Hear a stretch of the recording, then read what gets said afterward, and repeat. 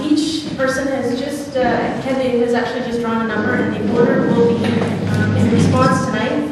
Mr. Paul Geddes, Mr. Shane Kennedy, Mr. Douglas Horn, and Mr. Chris Wilson will be speaking in that order throughout the evening. Each candidate will have an opportunity to have a 3-minute opening remark. Then we will be taking questions that the Chamber of Commerce Policy Committee has actually presented to us. You'll have an opportunity to ask questions yourself. The members of the Chamber, you see Mike at the back, big tall guy with a blue shirt on.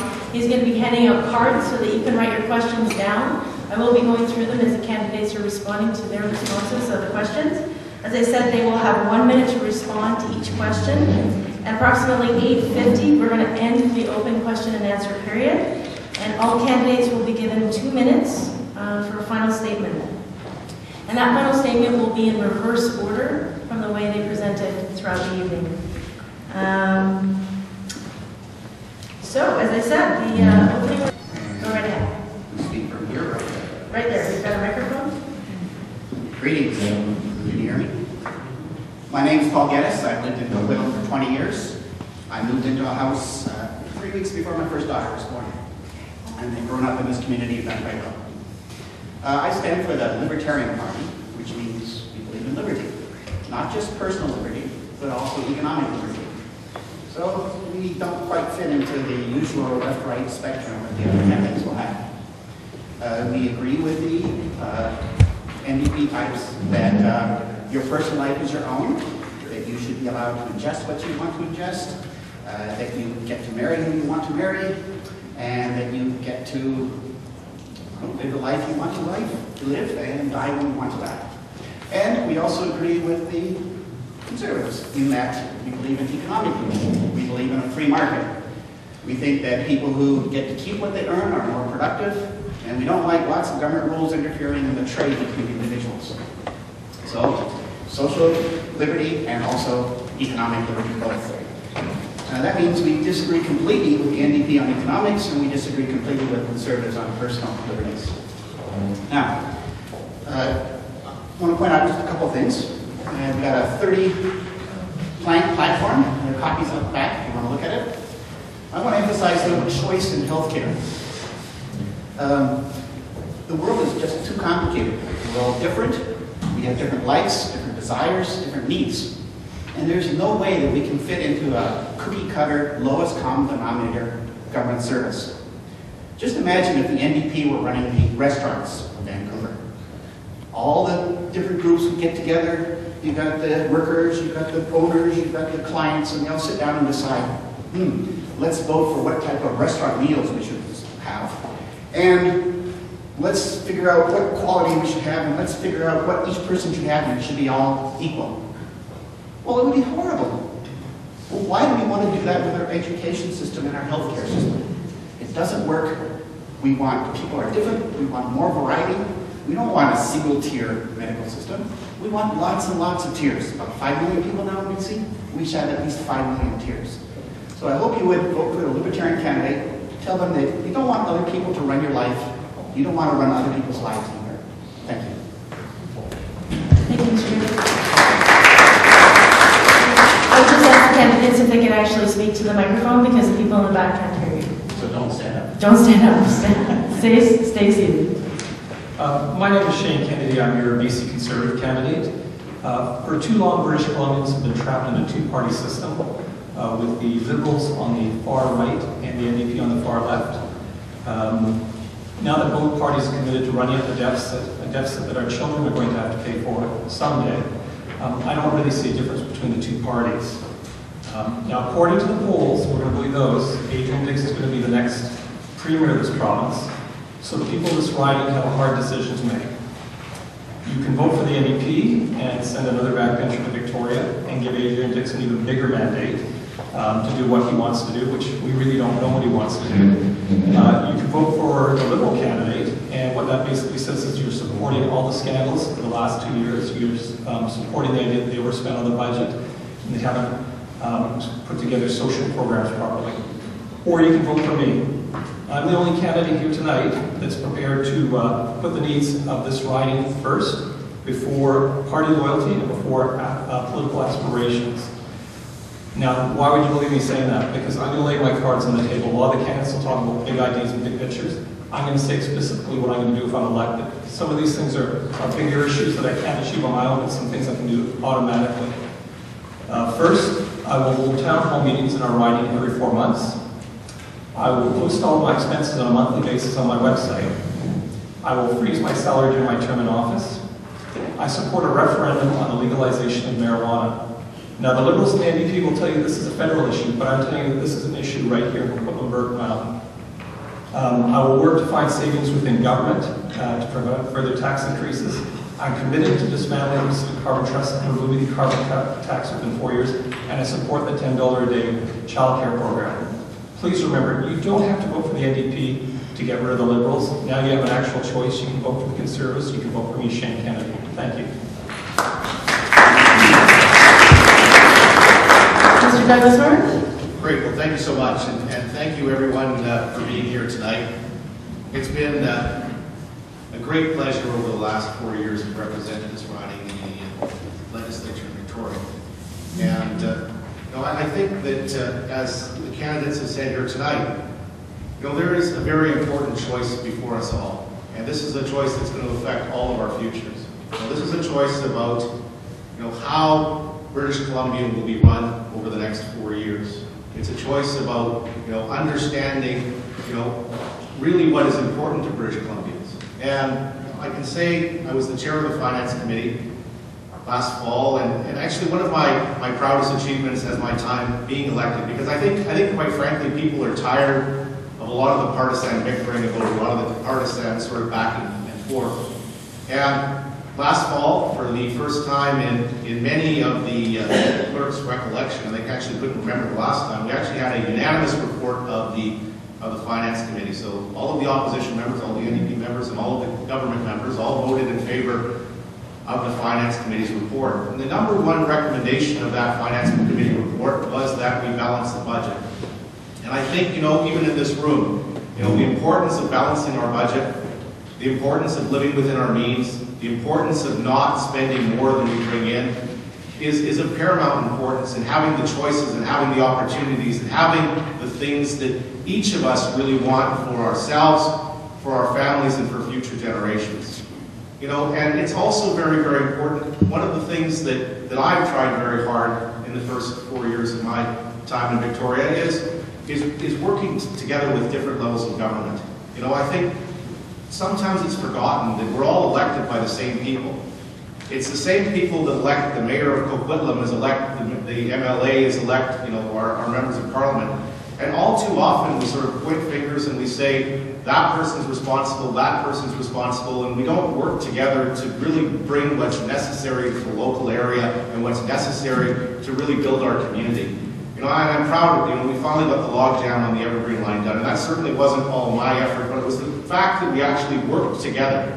I can tell you with some of the things on the school board as well, we're moving forward with new schools and things, and it's about building the community. And I really look forward to having this debate this evening. I thank you so much for being here, and I look forward to talking more about the issues that are important to both myself and to our local community.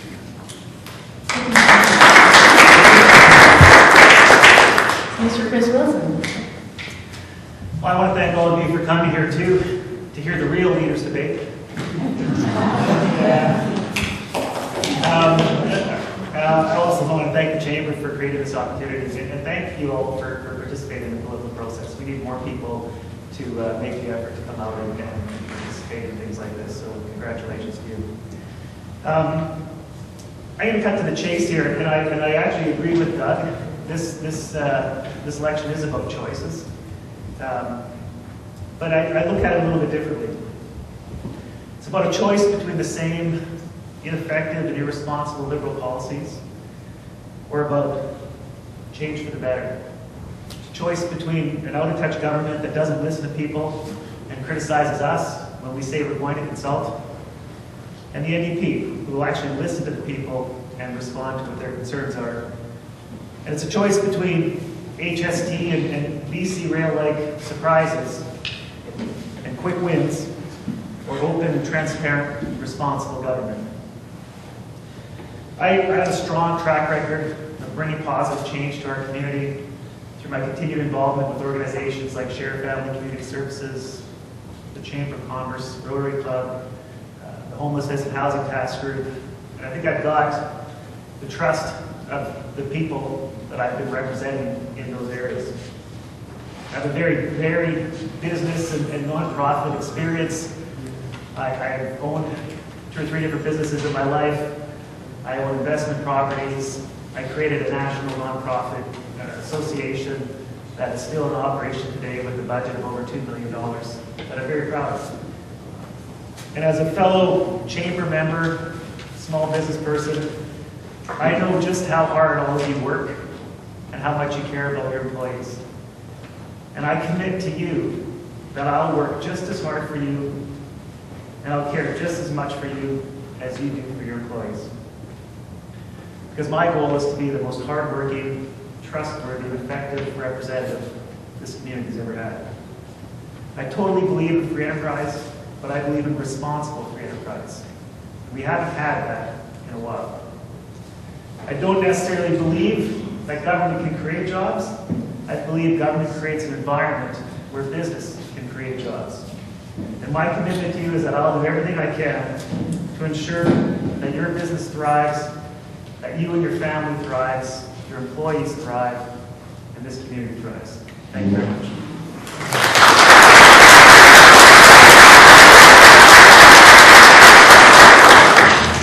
Thank you, gentlemen.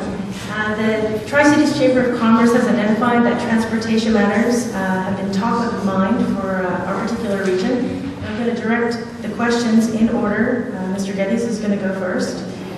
Mr. Geddes, do you support the governance model of TransLink? If not, what changes would you or your party advocate?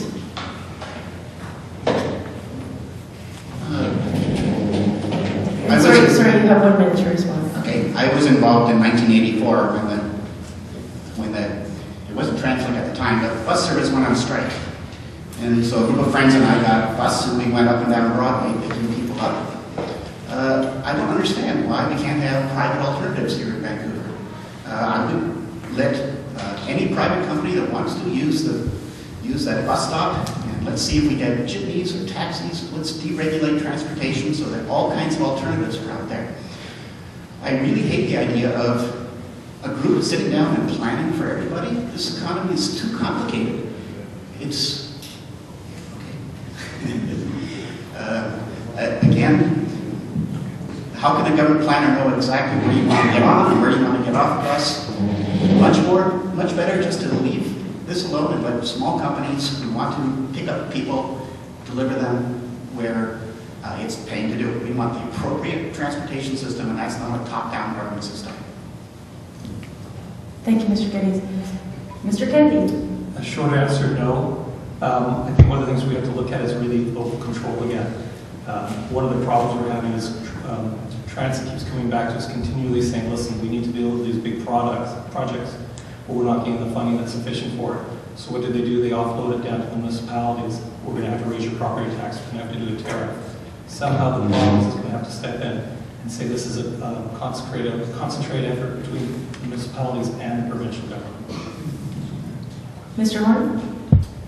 Well, this is a perfect example of what I was talking about earlier, and that is different levels of government working together to the benefit of the citizens themselves. And I think that TransLink right now is not being terribly effective at delivering transit to its local residents, and we need to fix that. And one of the things that's important in moving forward with things like transit and other areas is, as Mr. Kennedy's just said, it's about the province stepping in. Well, I can tell you that people in Prince George would prefer not to pay for transit in the Lower Mainland, and yet provincial dollars are collected in both Prince George and Lower Mainland. So we have to find a model where the dollars are collected from those people that actually use the system, so that we're being fair to all British Columbians.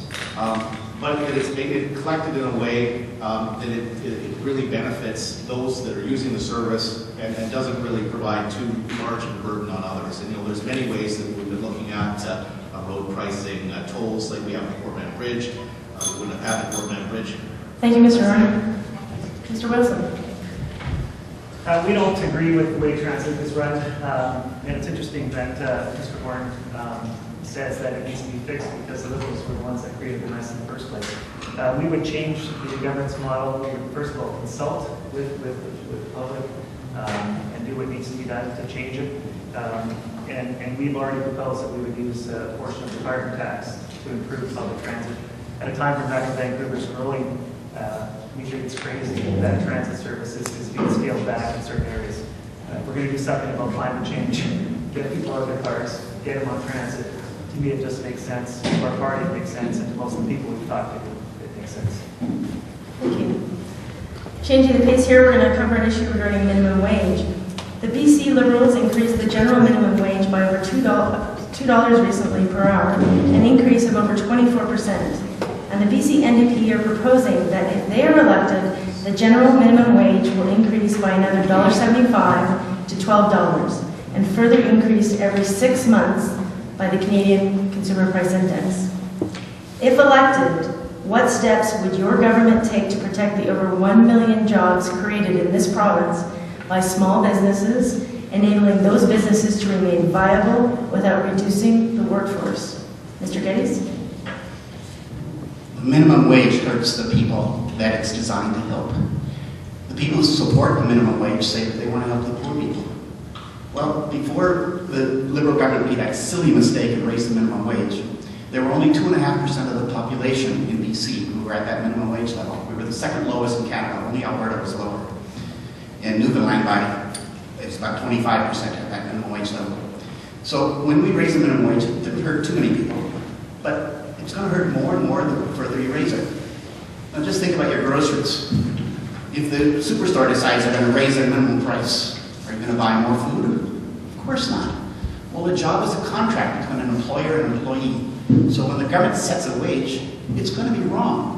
We should allow people to bargain with each other and come to a mutually advantageous wage rate. Again, the minimum wage hurts the most unfortunate among us, makes them unemployable. It's a terrible policy. Thank you, Mr. Kennedy. Well, the BC Conservative Party does support minimum wages. We feel the best way to get control on wages is to actually have good paying, high paying jobs. That'll tend up to bring up the market costs. One of the things I find disturbing is that the Liberal government has allowed temporary foreign workers an increase of almost 322% to come in from 2001 to 2011. We started out with 19,000 10 years ago. We're over 46,000 now. One of the problems I see is they're using that to undermine minimum wage instead of doing things like getting rid of the carbon tax, which is a drag on small business, instead of keeping MSP fees that most small business people have to pay for their employees down. It's looking at other ways to try and make it possible for small business to survive and pay those competitive wages. Mr. Horn. I'll just, on the temporary foreign workers, obviously, I'm certain Mr. Kennedy knows this, but it's actually a federal program. But the issue of minimum wage, I think, is an important one. And actually, as Paul said, it's a very difficult balancing act because, you know, if you get it wrong, you really are hurting the people that are most affected and really at the most vulnerable stage, because, you know, the problem is if you have a minimum wage that's too high, more people simply aren't hired, and so you actually decrease employment, decrease your economy, and make it so that the people that really need those jobs aren't getting them. By the same token, you need to make sure that there is that floor there. So this is a very important issue. Trying to get it right all the time is a very difficult one. Obviously, we increased the minimum wage recently. You know, I think that we need to constantly be vigilant and be looking at what the minimum wage is, but I think that it really is important. Thank you, Mr. Horn. Mr. Wilson. We believe in fair wages. We were disappointed that it took the Liberals so long to increase the minimum wage this last time, and we applauded Christy Clark when she did. We also are very sensitive to the needs of business. If he's a small business person, I am very sensitive as well. We were warned that last time when the minimum wage was increased, that would really destroy jobs in our community, and in fact, it seems like things have worked out fairly well. We have the highest cost of living in Canada. We need to pay people properly. We need to do something to keep people, or to to bring people out of poverty, and that's why we believe that the minimum wage needs to be increased. Thank you, Mr. Wilson. Moving on to taxation. Corporate capital tax. Now, forgive me, I have to read a little bit of a segue that the policy committee wrote. In the NDP platform, Mr. Dix has clearly stated that a capital tax will be applied to banks and credit unions. While this might appear to receive positive response given the public outcry over bank executive salaries, the financial impact on credit unions and the province could be significant. The 2010 budget brought in 100% deposit guarantees for the provincial credit unions, allowing them to compete more readily against the big banks. That said, many of the remaining 60 credit unions in the province will see this new tax erode profits that are paid as dividends to their membership or invested back into our local communities by over 20%. The impact will be reduced community contributions, dividends to membership will drop, and in some cases will place the credit unions and its employees in financial jeopardy, causing a run on funds and calls for the province to step forward to support on their deposit guarantees. So gentlemen, what steps would your government take to protect these important, well-paying jobs, as well as millions of dollars that these companies inject into our local communities every year?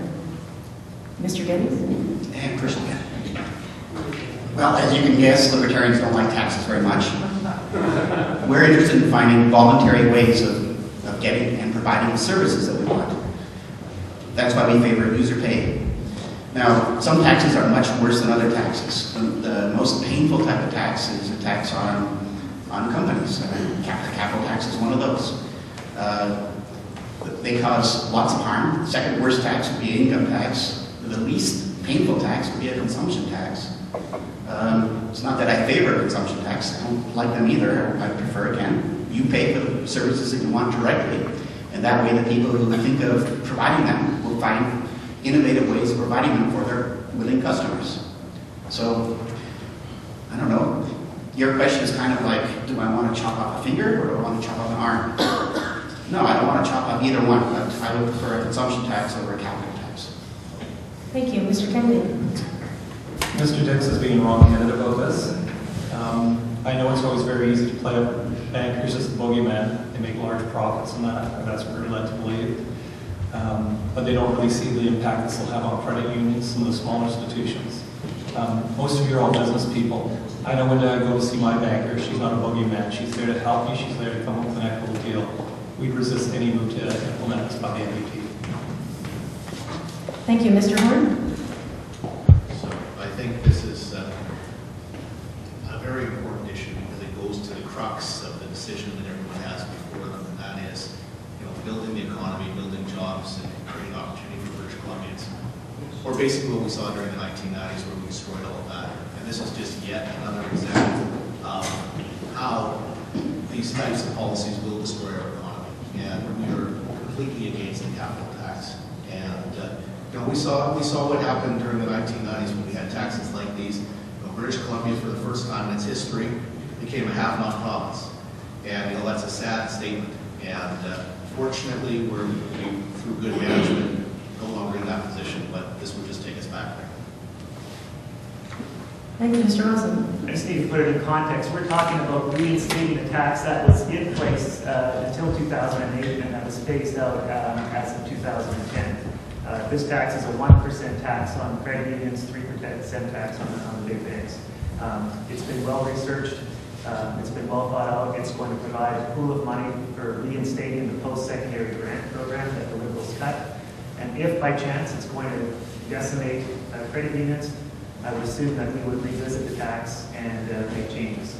But like I say, it's been well thought out. It's going to be used for a very good reason, and it was in place until 2010. Thank you. Just a further detail that the policy committee, and I have to tell you, I made a mistake. So after each question, after each person in each round of questions, I'm supposed to alternate. You would actually respond. Thank you. I'm sorry. So, my bad. So I'll change the rotation. So the next question will be started from Mr. Kennedy. And it's a further question on taxation. And I have to read just a small preamble here. It's about the utilization of corporate capital tax. The NDP platform calls for the direction of the corporate capital tax to fund skills training. This directed form of taxation versus a taxation to general revenue and then distribution to needed areas can lead to a perception of the squeaky wheel receiving funding. Are you in favor of this targeted taxation approach or a more holistic approach that enables available funding to be directed from general revenues as determined by need? So the simple answer, gentlemen, is holistic or general revenue taxation. And Mr. Kennedy? I guess you keep your choice, so that's good. Yeah, I'll go with the holistic. You're holistic. Okay, Mr. Horn. Well, no, I think it's important to be able to have It's a holistic or general revenue, sir? general revenue. General revenue. Mr. Wilson? I personally feel general revenue. General revenue. And Mr. Geddes? General, look at the corruption that's going to come when that. Thank you, Mr. Geddes. Think about the film industry subsidies. I appreciate Everybody that. wants the same thing now. Thank you, Mr. Geddes. So now I'm going to open the floor to the questions that you've all submitted. You should know that we haven't edited the questions at all. We're just looking for duplication to make sure that everything works out. Mr. Horn is going to respond to the first question. Mr. Horn? Yes. And actually, this is directed specifically to you. Okay. Premier Clark ran a red light recently. She admitted that and apologized for that. Do you think character and integrity is important for a candidate, and how do you comment on this incident? You know, I think it's similar to what we've seen many times, you know, and I honestly believe, and I guess this is where I would agree certainly with some of the other things that the NDP are saying this, and that is, it would be nice if we could get politics out of the gutter and stop talking about all of these issues, you know. The difficulty is, you know, you have this issue with the red light camera, you have the issue with the NDP leader who forged a document. You know, the difficulty is it goes back and forth and back and forth and back and forth. I think people work hard for public service. I think people's intentions are honorable, and they're really, all of them are trying. You know, everyone sitting in front of you today, I think, really cares about our province and really wants to make a difference and make things better. And no, I think that it's much more important to talk about the issues that are important to British Columbians. Thank you. Next question I will direct to Mr. Wilson, and then each candidate will have a chance to respond. How will your government commit to reduce poverty and improve the social determinants of health? Our plan is to increase the baby bonus for families with children up to 18 years old. We're going to increase the social assistance rates by $20. After that, by the rate of inflation. We're going to focus a lot more on helping people with a handout rather than a handout, so focusing on skills training and education for parents and early childhood education for children, especially in families who are living in poverty. Thank you. Mr. Geddes? Well, you can't make the poor rich by reducing the profit opportunities of people who can make jobs. It just doesn't work. So taking from Peter to give to Paul, well, makes Peter a little angry. And it doesn't really help Paul because it teaches him to be irresponsible. So I don't want government money to go to poor people. Essentially, poor people are poor for all kinds of different reasons. And fortunately, Canadians are very generous people. Why doesn't our government trust us to help the people that we want to help? I prefer lots and lots of competing charities, each of them telling us how successful they are, and we'll support the ones that we think work. I just don't think that the government charity method works. It doesn't seem to help the people that it wants to help, and it takes too much from us. Great. Thank you, Mr. Kennedy. Oh, sorry, I was next.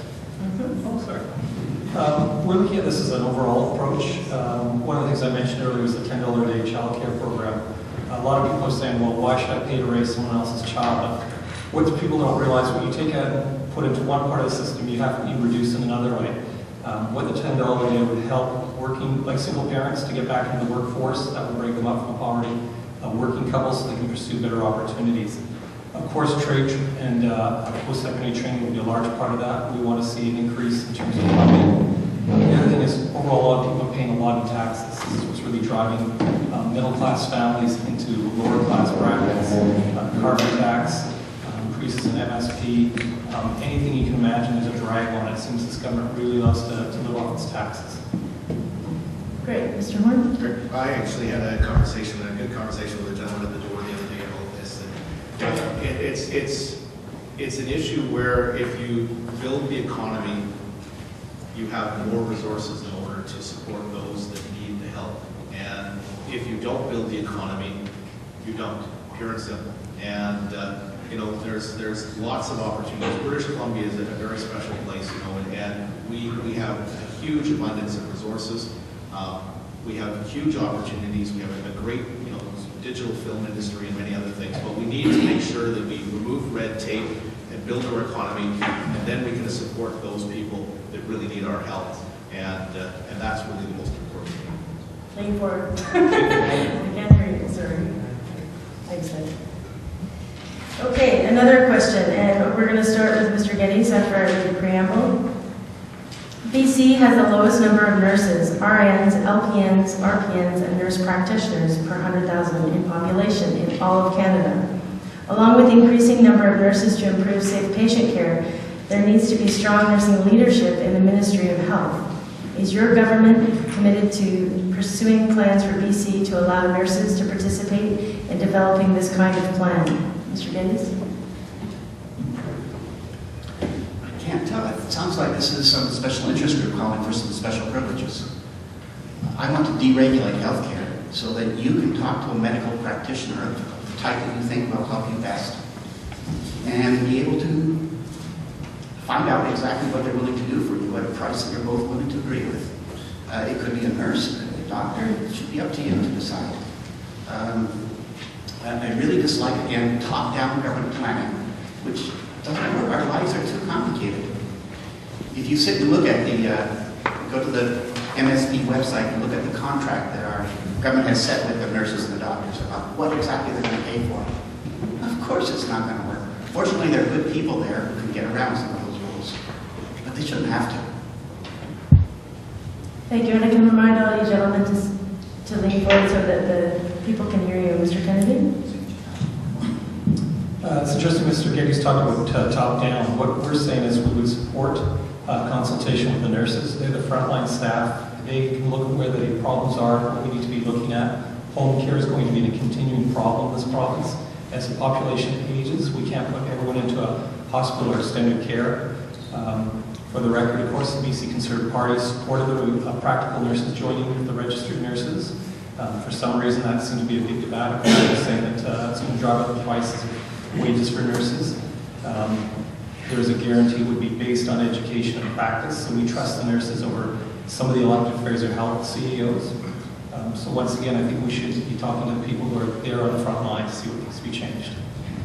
Thanks. Mr. Horn? Great. Well, you know, I think it's a question of whether you're going to listen to nurses and listen to what's important to them. You know, and one of the things that we did just recently is the head of the nurses union came in and talked about the importance of making LPNs as part of the nurses bargaining unit. As they voted, the LPNs had voted to become part of the nurses union. And we did listen, and we moved forward with that. We've now made it so that we passed it over in council so that they are now part of the bargaining unit. And you know, I can tell you the NDP in the House at that time would be interesting to see if Mr. Wilson would indeed support that move, because his caucus in the House did not. And I think it's important to listen to those that are involved. I also think the other part that's important is to train more nurses, which we're now training more than double what we did before. And, you know, you look at facilities like here at Douglas College, where we have incredible facilities and wonderful new great technology to train nurses. I think that's very, very important in the future. Thank you. Mr. Wilson? We didn't support it because it was rushed and it was such a good idea. We thought that it deserved a little bit more consultation and time so that all sides were heard. I believe the current system isn't working, and my personal belief is that we need to do more. We need to be a lot more creative, come up with different solutions, and one of those is to have nurses expand their roles in the government. I'm all for that. The current system isn't working. We need more cooperation. We need to do things differently. Thank you. There's a question on the floor for education from the policy committee, and again, there's a long preamble, and Mr. Kennedy will respond first to this question. The NDP had proposed to increase K-12 funding by $265 million to hire new teachers, counselors, education assistants, and librarians at a time when provincial government debt has reached a new historic high of $45 billion, or $26,000 per BC resident. While the BC Liberals, as part of their balanced budget plan, have announced a new budget that freezes block funding to school districts at $4.7 billion for the second straight year, as school boards grapple with higher utility bills, medical service plan hikes, and pension fund increases. Here in the Tri-Cities, our school district is making drastic cuts to eliminate a projected $12 million deficit. A closer look at the school district's books reflect a long-term systemic problem that neither party has seemed to address. The percentage of management, administration, and teaching labor costs in many school districts is 89.5% School District 43 alone. And as a percentage of the overall budget has risen to the point where budgets are severely strained, impacting programs, supports, maintenance, and supplies. The burden of offsetting these reductions is being downloaded to parents, leading to an inequitable distribution of resources, depending on the parent income levels, amongst most schools in the district. What is your party's long-term solution to address the crippling effect of these high labor costs are having on our school district budgets? I think there's a lot of things we can look at. 2 points I'd like to actually make some sidebars. Most of the members of the school board are members of the New Democrats or supported by the New Democrats, so you only need to look at that to see what the future lies with BC. I think it's also humorous that we have the Liberal candidate who recently attended Bramblewood School to hand out a check for $30,000 to say here's for playground equipment, while at the same time his government took $265,000, actually over $265,000 out to give money to the Pacific Carbon Trust. One of the things we have to look at is the way as we move into the 21st century, the K-12 curriculum has changed to reflect new technologies in the globalized world. And so we have to look at the strengths to play to that. It's a case where, yes, there needs to be an increase in funding, but we have to spend smarter and look at the way we're going to actually pay for this. Thank you. Mr. Horn? Well, I think education funding is something that we need to have a more respectful and better dialogue on. It's one of the issues that I think is most important to all British Columbians. And you know, I look here in our district, and we have some very difficult problems. And those problems are in light of the fact that every single year the budget for our district has gone up, and every single year the number of students in our district has gone down. And yet there's all of these budget pressures every single year. And I think what we have to do is we have to look holistically at the way that we're managing this process and the way that we're moving forward and what the priorities of British Columbians are in their totality. And you know, we have excellent outcomes in education. We have some of the best teachers in the world, and we have some of the best student outcomes in the world. And it's just making certain that we continue to move forward and that we have and continue to achieve those results. Mr. Wilson? We definitely need to have a better relationship between the government and the teachers. We need a more respectful relationship, and that's what we promised to do. The $265 million, that's over 3 years, just want to clarify. You know, it's one thing for the Liberal government to say that they've increased funding every year, and technically they have, but if your costs are going up 10% every year and your funding is going up 2% every year, a grade 2 child would figure out that pretty soon you're going to have a problem, and that's exactly what's been happening. Costs have been going up much faster than the increased money the government's putting in. And obviously we need to do it more effectively. Obviously we need to be more efficient. That starts with a better relationship with teachers and less waste. The government has wasted over $100 million on information systems that the teachers and counselors have to use. That's been a total failure, and it's going to be wasted because they're going to start a new system. We can't have that kind of waste. Thank you. Mr. Geddes? I don't understand why the government treats us like machines. Our children are all different. They have different needs. We should have a great variety of educational experiments. I'm still extremely happy that when my daughters were very young, we found a small Montessori school in a church basement. We scrimped and saved, it was hard. But boy, did they get a good foundation on life. Now, meanwhile, at the government school across the street,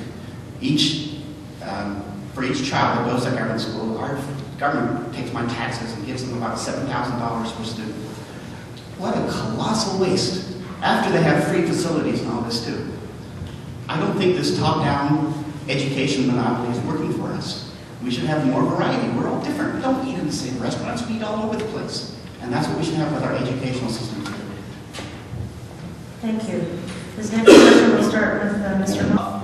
We care deeply about the environment. We care deeply about changing behavior and making certain that the development that we have is sustainable. And I think that's what British Columbians, those are the values that British Columbians also share. And this is what's important to British Columbians, is to see the wealth created, but quite frankly, the wonderful place that we all call home maintained for many generations to come. Thank you, Mr. Wilson. We would get rid of the Pacific Carbon Trust. It's just another example of a poorly thought out failed policy that the Liberal government brought in, and it's not achieving its needs. Money from schools and hospitals are going to pipeline companies and cement companies, and that's not what anybody in this province wants. Thanks, Mr. Geddes. Nobel Prize winner Friedrich Hayek once had a little book called The Fatal Conceit. And that's exactly what this Carbon Trust program is. Some little group of experts is going to sit down and figure out exactly where we're going to spend our money to try to reduce this thing called carbon, which we don't even know to what extent it's going to hurt us or harm us. It's just ludicrous. Scrap this plan and get these government favorites out of there. I don't understand why the Liberals are trying to do an NDP type thing on this. Mr. Kennedy. I'm so very pleased that Mr. Dix has decided to start emulating the Conservative Party. We've been talking for 2 years about getting rid of the Pacific Carbon Trust, and here tonight Mr. Wilson says that Adrian Dix is considering scrapping it. We've always said we want to get rid of it, and I'm going to say something. Think about this yourself if you think this is a good situation. I don't need to connect the dots to you, but I'll read it to you. The Pacific Carbon Trust takes money out of public institutions, $1 million out of Fraser Healthcare, $265,000 out of the Oakland School Board. That money goes to Pacific Carbon Trust. From there it goes to multinational companies, and many of those multinational companies are big donors to the Liberal Party. I would say if it isn't the truth, connect the dots. Thank you. Changing pace here a little bit about election payments. We're going to start this one with Mr. Wilson. How do each candidate feel about taxpayer-funded elections and partisan advertisements? Mr. Wilson? We would get rid of partisan ads. We would emulate what Ontario's done in terms of having an independent panel that looks at all government advertising, and that panel, the estimate was 20% of government ads that we see Liberals have ran would actually be considered okay. In terms of government-funded elections, right now the government's funding this election like crazy through the tax credits that everybody gets. We don't necessarily think that's the best way. We don't necessarily think government giving money to parties to run elections is the best way. We would consult. We would put together a panel to try to figure out what the best way to deal with it is. But to have unions and large corporations be the ones funding government, or be the ones funding campaigns, to us doesn't make sense. Thank you, Mr. Geddes. What do you think about a group of insiders sitting down and deciding where the funds of the government will go to which political parties? This is called a cartel. We should allow individuals to make the donations that they want to. We're a very tiny party, but we're willing to go into the market and look for your support. We don't want the government to subsidize us. I don't want you to subsidize me. I don't want you to subsidize them either. Let them try to raise their money by themselves. So all these attempts to try to get political reform are usually the insiders trying to get control to make sure that you don't go and get some new voice from outside. They're trying to shut up people like Preston Manning, who started a new party, or Mark Emery, who started a new party, or Mel Hurtig. That's what the purpose of all these rules are. They're trying to keep out new voices. So be very careful about them. Thank you, Mr. Kennedy. Our party opposes government advertising in the first place. Over the last 2 years, the Liberal Party spent $65 million of your money telling you something you already know. BC is the best place in the world to live. We don't believe in having taxpayer-funded credits for political parties. You live and die on your supporters. It's interesting to note that Mr. Orr will probably spend about $70,000 in the selection, Mr. Wilson equivalent amount. I might bring $10,000, but I've only received funding from individuals. I don't get a paycheck from a big union boss. I don't get money from who knows where. So I think one of the things we have to look at is this a fair situation we need to have? And the answer is no. No to credits and no to government advertising. Thank you, Mr. Horn. Well, I think it's important that people have the right to give money to a party that they feel represents their interests and their goals. And I think that by government funding parties and simply giving them the cash that they need to run an election, I don't think is right. I actually agree with Mr. Geddes that this is about democracy and people being able to choose who it is that represents them and choose not only with hard work that they do themselves, but also with their checkbook and to give a donation and to be part of the process. And so I think that obviously we continually need to look at that, but individual donations and donations from small business I think makes a lot of sense because it's part of our process and it makes it so that those that want to be involved or can be involved. Thank you. We're moving to the natural resource sector. Another question from our policy committee.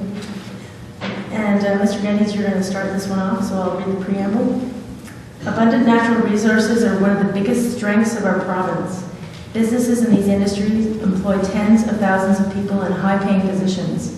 Much debate has arisen about the role that the extraction of resources or the movement of resources from our other jurisdictions should play in the provincial economy, and job creation with parties appearing to be completely in favor or completely opposed to utilization of these natural resources as a job driver.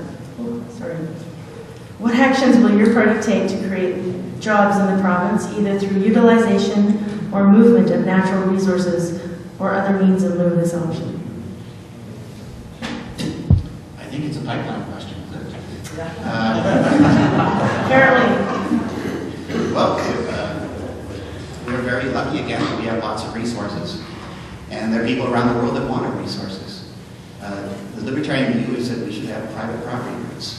So as much as possible, the people who discover these resources and do the hard work of bringing them into the market should get the reward for doing so. The problem with a lot of pipelines is that it goes across territory which is essentially unowned. 95% of the land in BC is owned by all of us, which means it's owned by none of us. Which means we have constant political fights about what should we do here, what should we do there. No, the thing to do is to, as much as possible, have the first person to use it, have private property rights to this, and of course this means settlement with the natives who have true hereditary rights to a lot of this area.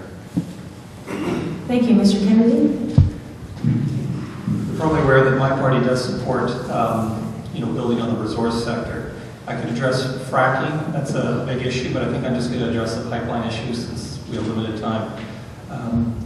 Mr. Dix has done a very good job of demonizing this. We're going to have all these boats zooming along the coastline, crashing everything and just destroying our coastline. But I look at there's two options. Either we can control the pipeline, that gives us control over where the oil is going to be brought out, if it's refined from the bitumen into light crude, or what we can do is allow Alberta to build a roadway up to Alaska and then ship the oil from Anchorage, in which case we're going to have no control over the oil. And if you think those American captains are going to go to deep water when they first pull out, they're going to hug the coast and hit it. I talked about being a bit of a rebel, so we'll stand up for the writing here. The only way I would support the pipeline, if I were to vote for it, is if 50% of the new revenues, because it would be new revenues that we get from the royalties, would go into a green fund. That's not party policy, that's my policy. Thank you, Mr. Horn. Well, I think this is a very important question because it really goes to fundamentally to how we build our economy and how British Columbia grows in the long term. And that is, we need to have environmental protection in place, but we also need to ensure that we have resource development. British Columbia is a resource-rich province. It's something that we've built British Columbia upon, and it's something that will ensure our futures. And, simply sort of off the cuff saying, no, that I'm not going to do this, no, that I'm not going to do that, not based on science, not based upon any sort of, process in place, putting a silly process in place that's a kangaroo court, which is what it sounds like the NDP wants to do, is sort of say, well, we're going to say no, but you can still go through a process if you'd like, seems to me to be even sillier. Basically, we need a process in place that protects our environment, ensures that we put the protections in place, but makes certain that we can allow resource development in the province of British Columbia. Thank you, Mr. Wilson. We believe in responsible extraction of resources, and we don't think that Vancouver should be an export port for raw bitumen to the rest of the world. It's extremely dangerous, it's very risky, and the science and research hasn't been done on how you clean up a spill of raw bitumen. It sinks, it causes permanent long-term damage, and we don't think the people of the Lower Mainland, and frankly the people of BC, want that to happen in the Burrard Island, in San Juan Islands, anywhere in our area. We're not against development, we're not against oil and gas. We just think it needs to be done safely with reputable companies. Mr. Horn talks about environmental protection. We don't have a Coast Guard station at Kitts anymore. The Conservatives have watered down all the regulations. A company is only liable for $40 million right now on the cleanup. There's an oil spill. We need stronger regulations before we can approve anything like this. Thank you. Moving on and back to transportation. We're going to start this with Mr. Kennedy.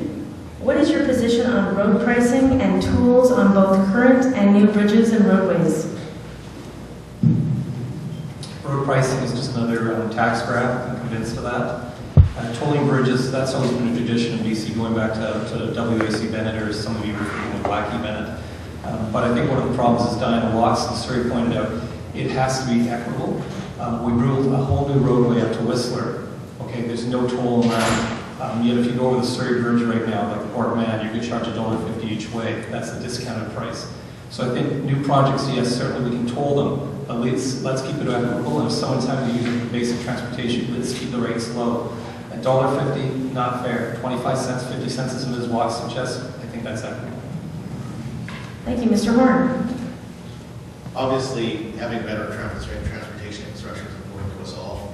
We talk about the Port Man Bridge. Without the toll, we wouldn't have the Highway 1 and Port Man Bridge project. We simply couldn't afford it. It's funny because some of the other candidates talk about the debt level of British Columbia and how our debt's gone up. Well, there's a difference between the debt over the last 10 years and the debt for the 10 years before. The debt for the 10 years before was predominantly from program spending. The debt from the last number of years has been from building hospitals, building roads, building bridges, building schools, building infrastructure and capital that we actually have, that we can touch, that we have for future generations. And that's what's very important, is to make certain that we build and have things available, that we don't simply create debt off of program spending, because of course that's the difference between buying a car or taking a trip to Hawaii. And it's very, very important to understand the difference. Mr. Wilson. Whether it's road pricing, whether it's tolls, whether it's higher gas taxes, whatever it is, it has to be fair. When the Bolivier's Bridge was brought in and the tolls were there, we were told that it's only going to be tolled because there's an alternative crossing, which was the Port Man Bridge, an alternative free crossing back then. Well, now we don't have an alternative free crossing, and the tolls are still there. So we were deceived. That's not what we were promised, and it's not fair. Right now, anybody living in Surrey and Langley can pay up to $100 or $1,500 a year more than we're paying. That's not fair. So whatever we decide, it's got to be well thought out. It's got to be across the whole Lower Mainland, and it's got to be fair. Mr. Geddes. Our roads and bridges are very expensive to build and very expensive to maintain. I don't believe in a fairy godmother. Someone's got to pay for this. So the question is, do you want to pay for it through taxes, or do you want the users to pay for it? It's a very libertarian idea. Of course the users should pay for it. There are cheap ways of putting transponders in cars to find out who is using what type of road, so that the people who build these roads and maintain them have an incentive to try to innovate and come up with cheap ways of producing the services that consumers want to buy. We don't want my grandmother to pay for a road that only I use. That's unjust. We don't want taxes to pay for these things. The users should pay for these things. Great. Staying on transportation, we'll We'll start this one with Mr. Horn. What changes, if any, would your party bring to the BC Ferry Corporation in its current model of operation? I think BC Ferries, we conducted an audit on BC Ferries, and it's a very difficult situation because the costs in BC Ferries are substantial. And the province of British Columbia gives a very large subsidy to BC Ferries on an annual basis. The unfortunate part of it is we devolved BC Ferries off to being a standalone corporation. And I personally believe that the executive salaries paid at BC Ferry are absolutely obscene and ridiculous. And I think that needs to be changed. I think we need to be looking more at the model. I think we also need to be looking more at sort of the infrastructure and transportation between some of the Gulf Islands and some of the other areas where the routes are very difficult. I think it would be hard to have a fixed crossing across to a lot of these places, but quite frankly, fixed crossings between some of the Gulf Islands probably for an economic standpoint would make some sense. I think we need to look at those types of options. Thank you, Mr. Wilson. We would put a 2-year freeze on ferry fares for now and do a full review of all the operations. We appreciate that local government did an audit and they've done hard work for us, which is awesome. But really the ferries are an extension of our highway system, and we need to look a lot more broadly at the role the ferries play, the role that higher fares are having in terms of their revenue generation. Because what we're feeling is the higher the rates go, the lower the people that use those ferries, and the lower the overall revenue generation is. Same argument that the Liberals keep making about taxes. Well, it's the same thing with ferries. So we want to look at it in a more broad perspective and figure out the best way to move forward, making sure that it stays a part of our transportation system. Thank you, Mr. Geddes. I want to answer this the same way I answered the last one. I have no moral obligation to pay for you if you want to live in an expensive location. We used to have competing ferries, and then the people started believing fairy godmothers and said, oh, prices are too high, so they asked the government to keep the prices down. And as a result, the private ferries wanted to stop their service. Then the government stepped in and said, oh, we'll provide it. And the taxpayers have been on the hawk ever since. We want the appropriate service at the appropriate price. And the only way to do that is let the users who get on these ferries pay for the ferries. And they will make sure that they get the right service at the right price that they're willing to pay for it. We don't want taxpayers, innocent taxpayers, to pay for someone else's expensive ferry ride. Mr. Kennedy. I don't have too much to add. John Cummings, he said that there will have to be a comprehensive review. Yes, the Liberals have started that. But I find it curious, Mr. Horn has said that he finds the fees being paid to the senior members outrageous. And I wonder if he ever stood in the House to proclaim his outrage over these grossly overpaid executives. Thank you. Moving on, this will be responded to by Mr. Wilson first. How will each of you, within your party's platforms and promises, ensure young working families have a promising future by keeping taxation low?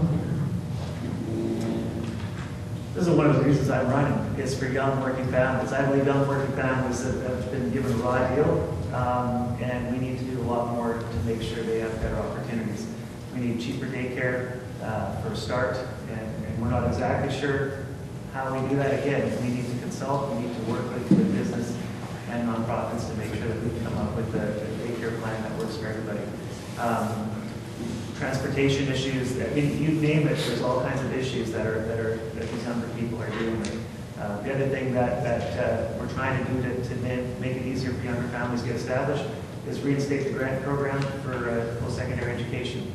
Tuition fees have gone up by almost 100% in the last 12 years that the grant program is gone. People are coming out of university with huge student loans, and that's no way to start a family or a life. So we need to do a lot more to help young families. It's not just about taxation. Mr. Geddes. There's no free lunch. If you want a government service, you got to find a way to pay for the exact service that you want. And look at our policy platform. It's all about how to find ways of getting the service they want in a voluntary method. So all the other parties seem to promise all kinds of goodies for us. And that means somewhere down the road, someone's going to reach into your back pocket and take your money from you. So So if you really want to reduce taxes, let's find ways of making our services appropriate and cheap at the right price that people want to afford. Mr. Kennedy. Mr. Wilson says it's not all about the taxes, but I'm going to have to say it is a lot about the taxes. We seem to pay a disproportionate amount of our money for different services that we don't always utilize. One of the things I'm thinking right at the top of my mind is the carbon tax. I'm not really sure how it's helping the environment, and if that's the only thing that the other three parties can come up with to help the environment, then we're really in a lot of trouble. The carbon tax has a cascading effect. Not only do you see it at the pump, but any goods that you purchase, a lot of times services, you're going to have that marked up. We have pushed for the $10 a day child care program. We want to look at some way of kind of stopping the rapid increase of the MSP fees. Often we hear the Liberals saying we have the lowest personal taxes available, but they don't mention what all the fees have been accelerating, and so it's a tax to the back door. We live in a consumer society, whether you like it or not. The Liberals have found a way to really tax the consumer. Mr. Horn? Well, I think that's a good thing that we should look at right now, and that is someone who's at the lower end of the income. And as I said, I was the chair of the Finance Committee last fall, and we had group after group after group saying that in order to pay for the $3 billion of new spending that the NDP has now announced, although they haven't announced their entire platform, but in order to pay for that, we need to bring taxes back to 2001 levels. And that's really where we're going, because the other members of the Finance Committee on the NDP side will applaud that. And I'll remind people that someone who makes $18,000 a year in 2001 paid $420 in personal income taxes and paid $762 in MSP premiums. That person today under our government pays 0 personal income taxes and 0 MSP premiums. And that's a huge benefit to someone who makes $18,000 a year. And so, we need to continue to work hard for those in the middle class, but there's the reality of the situation, and then there's the talk. And the reality of the situation is people pay less, especially middle-income people pay substantially less. Thank you, Mr. Horn.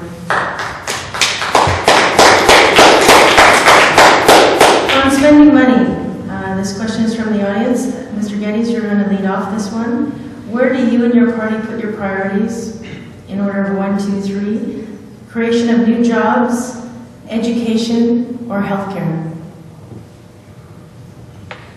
We don't want the government to spend money on any of those things. They do a terrible job, all of them. We want to free up people to be able to buy the service that they want, the appropriate service at the appropriate price. Thank you. Mr. Kennedy. What I'm going to do is a bit of a linkage here. You said to put it into order. Sorry, I forgot my mic here. I'm going to put in order. Yes, we would support spending creation first on new jobs, education, and healthcare. The simple reason is, without the creation of new forms of revenue, without creating new jobs, there can't be any money for education or healthcare. Education will be another driver within the economic system. If we combine those and spend smartly on both of those, we should have sufficient money for healthcare. You guys might not realize this, but we take up $21 billion a year in tax from British Columbians and another about $22 billion in other revenues on that. That should be sufficient to pay for everything. For some reason, it isn't. Thank you, Mr. Horn. Well, I think all of these things are important, but I'll actually agree with Shane on this, and that is without building our economy and creating additional revenue. If we simply take what's there and try to shuffle it around all the time, which is what the NDP's plan is, you never get ahead.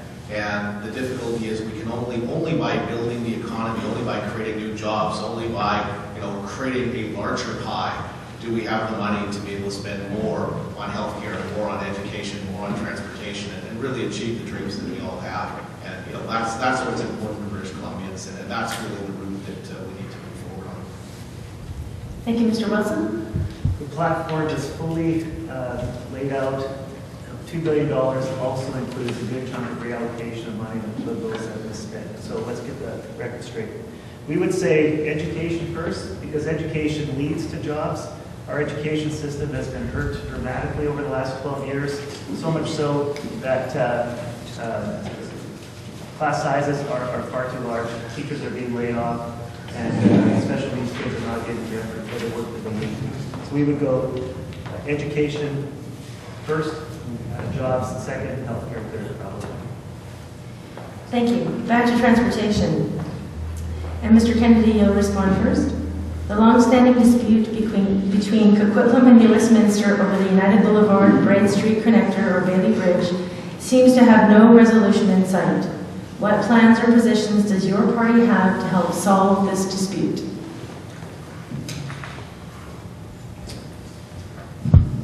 It's really hard to kind of comment on a fight for, but I'm going to come down hard on the side of Coquitlam. I think Richard Stewart's correct in assessment about how we're going to have to handle this problem. Mr. Horn. I think this is an issue that really faces us all. It's important. We need this better routes of transportation within our region. And one of the things that I think it impacts us the most on is the Royal Columbian Hospital. It really, there's a bottleneck for us in this region to get to the Royal Columbian Hospital.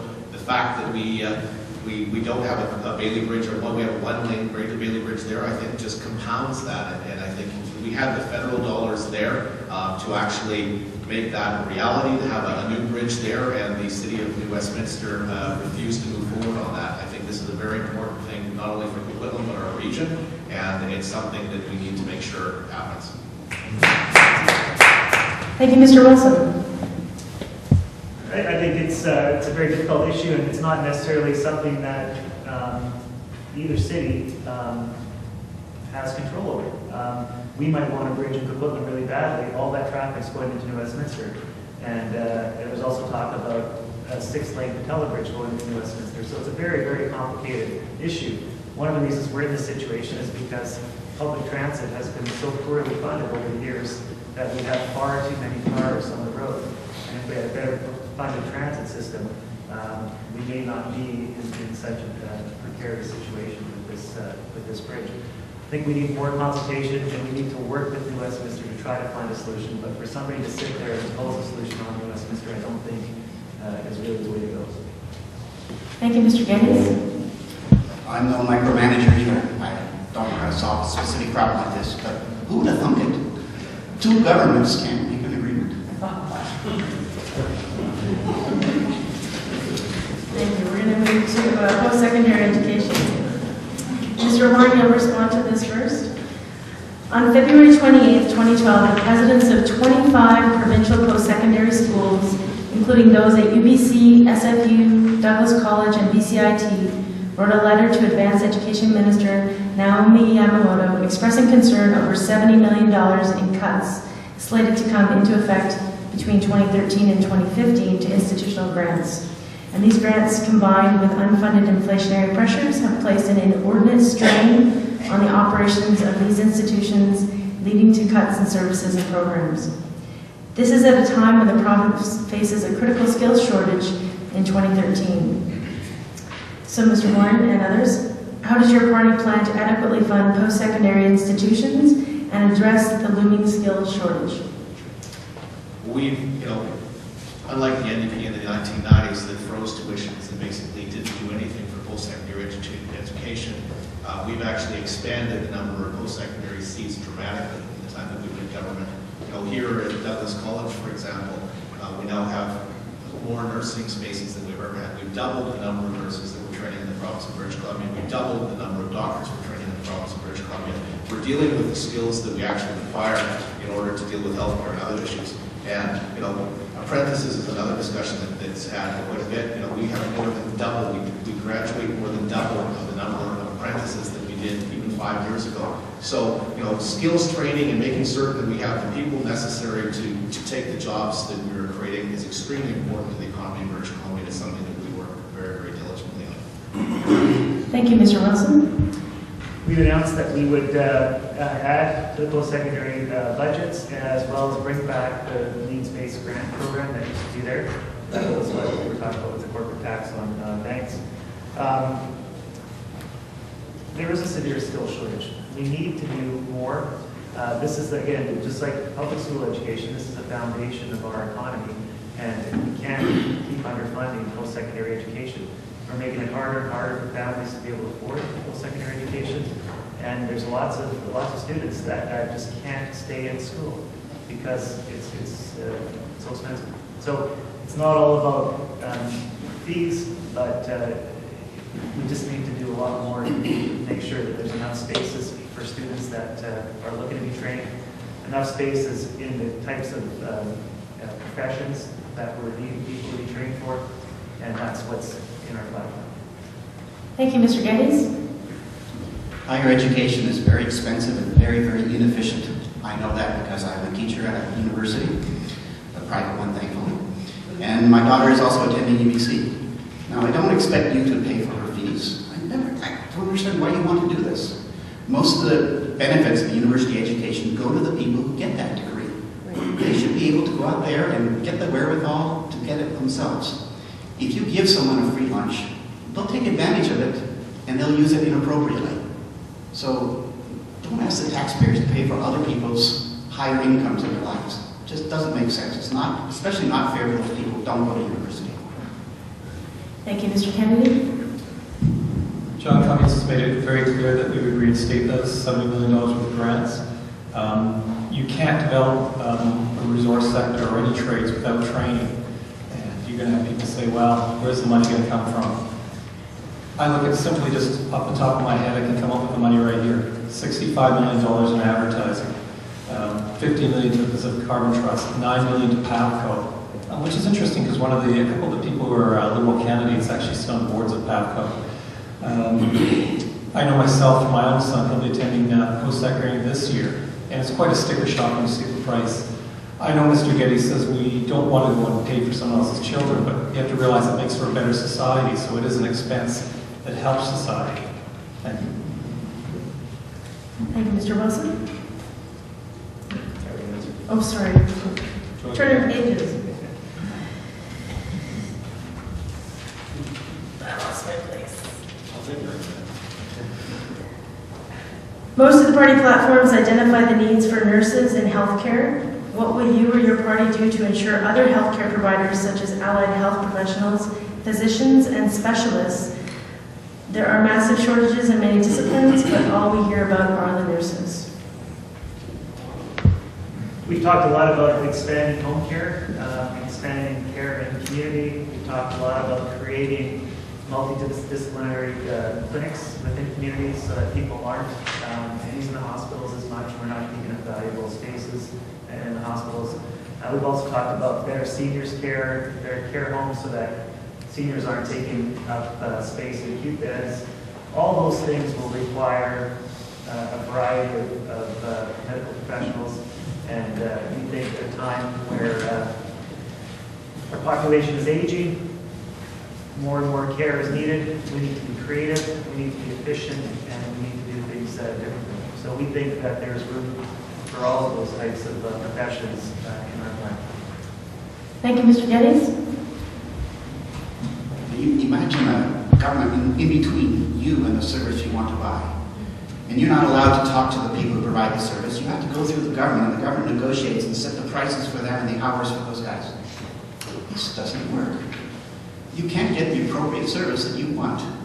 Some of you will probably have your family doctor who can't telephone you at home unless out of the goodness of his heart he's willing to do so, because he doesn't get paid for that because it's not in the government contract. And I know that the government doesn't want to put it in a contract because then it will cost taxpayers too much money. Meanwhile, there are people that are willing to pay for this, and their doctors are willing to provide this service. That's the same with every other type of health profession. This government in-between person, middleman, doesn't work. It doesn't give us the service we want. We need to have more open deregulation of the medical services so we can get the appropriate service at the appropriate prices.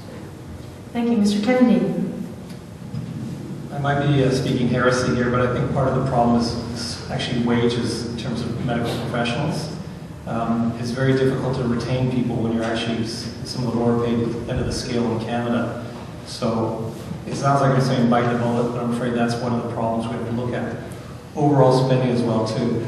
Mr. Wilson mentioned home care. He mentioned some of the reviews of acute care, things like that. Last month, I think, or 2 months ago, the province was running a series talking about all the issues within healthcare. People are wasting money. Those are some of the things that John Cummings and myself as BC Conservatives want to see reviewed. Mr. Horn. Well, as I answered the last question, it's about making certain that we train the professionals that we need.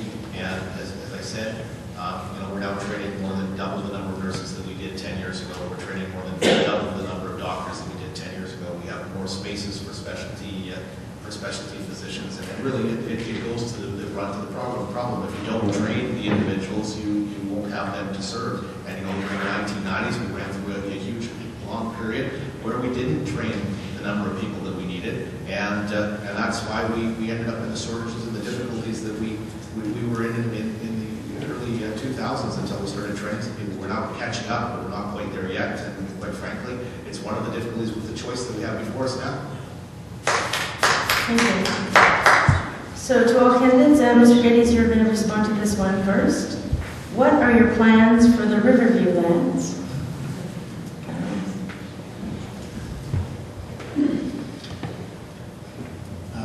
Originally, these were supposedly owned by all of us, but now the people who live in that neighborhood want to keep it as a park for themselves. This is very valuable land that could be used for all kinds of other purposes. Essentially, some loud special interest group has said they want it for themselves. Well, let them buy it. Let them buy it at the appropriate price from the rest of us taxpayers. Thank you, Mr. Kennedy. I guess Mr. Geddes is going to stay out of Rocky Point or Como Lake or any other parks because he doesn't pay for them, but I think it should be a park space. It does add to the community, and I think it's important to preserve it. Thanks, Mr. Horn. Well, I think this is one of the most difficult parts of the whole debate, because people sort of assume it's a park right now, but if you went and set up a picnic basket today, they'd kick you off the property in about 5 or 6 minutes. And I think this is one of the things about Riverview that's important. I think it should be more of a community space. I think people should be able to go there and enjoy it. I also think that it should be more of a community. When it was first built, it was a community. It was one of the first sort of real communities in this area. And I think we should maintain that. I think we should maintain the park-like setting. I don't think it should be all residential. It should be all commercial. I think that, quite frankly, there should be a significant healthcare component on the site.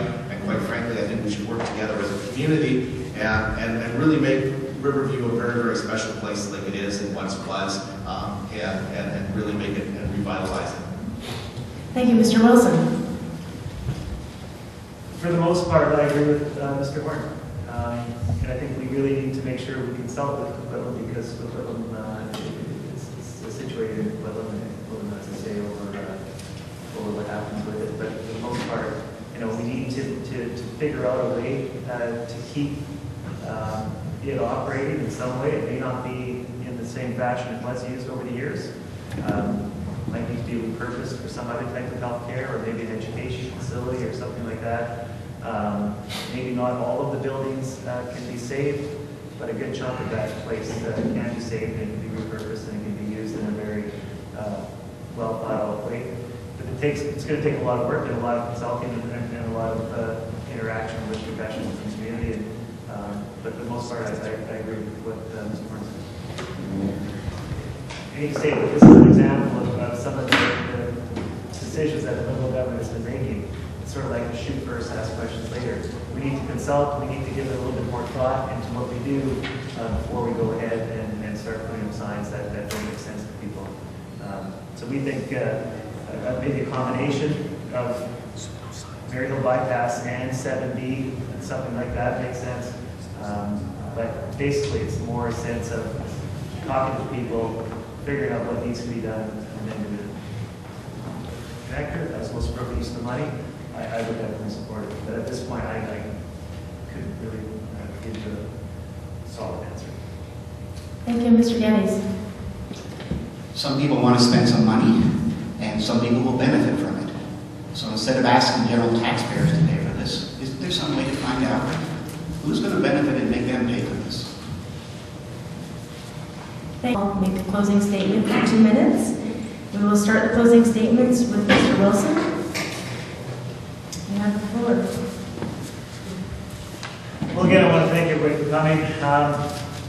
You've been awfully quiet. I hope we didn't bore you much. These are very, very important issues. And I'm sitting down here, but I could just as well be sitting up there with you. I am just like all of you. I'm a regular taxpayer in our community, a small business person.